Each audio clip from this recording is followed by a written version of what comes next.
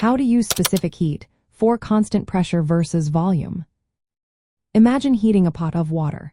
Sometimes you keep the lid on, and other times you leave it off. The way heat affects the water depends on whether the volume or the pressure stays the same. That's where specific heat comes into play. Specific heat tells us how much heat energy we need to raise the temperature of a substance by 1 degree. But in thermodynamics, it's not just one number.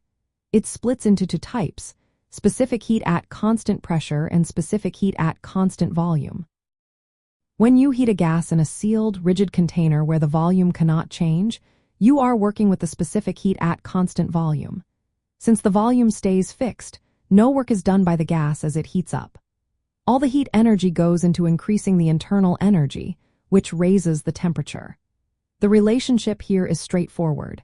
The heat added equals the specific heat at constant volume times the change in temperature. Now, if you heat a gas in an open container or a piston where the pressure stays the same, the gas can expand. As it heats, some of the heat energy is used to do work by pushing against the surroundings. Because of this, you need more heat to achieve the same temperature increase compared to the fixed volume case. This is where the specific heat at constant pressure becomes relevant. The heat added equals the specific heat at constant pressure times the change in temperature. It's important to remember that the specific heat at constant pressure is always larger than the one at constant volume. For ideal gases, the difference between them is equal to the gas constant, which is a specific value for each gas. The gas constant is about 8.31 joules per mole per Kelvin.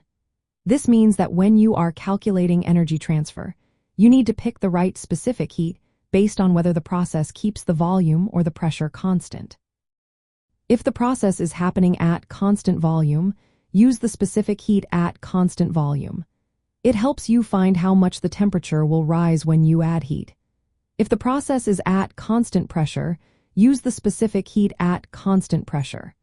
It accounts for both the energy needed to raise the temperature and the work done during expansion. Knowing which specific heat to use makes a big difference in thermodynamics calculations. It helps predict temperature changes accurately and ensures safety in systems where pressure or volume might change unexpectedly. For example, in engines or reactors, choosing the right specific heat can tell you how much energy is needed or how the system will behave. To sum it up, the key is understanding the process conditions. If the volume is fixed, use the specific heat at constant volume. If the pressure is fixed, go with the specific heat at constant pressure. Remember, the specific heat at constant pressure is always larger because it includes the extra energy needed for expansion work. For ideal gases, the relationship is simple. The specific heat at constant pressure equals the specific heat at constant volume plus the gas constant. Picking the right value ensures your thermodynamic calculations are spot on and your systems operate safely and efficiently.